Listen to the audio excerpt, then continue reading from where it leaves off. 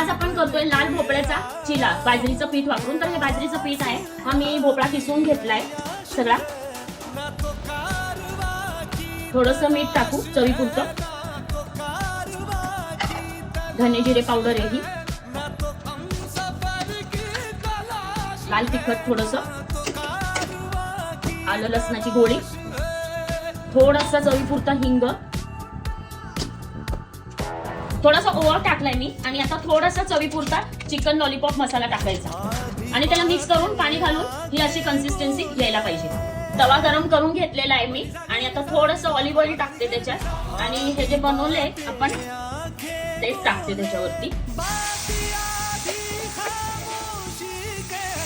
मस्त हे असं करून घ्यायचं आणि दोन्ही साईडनी मस्त खरपून भाजून घ्यायचं.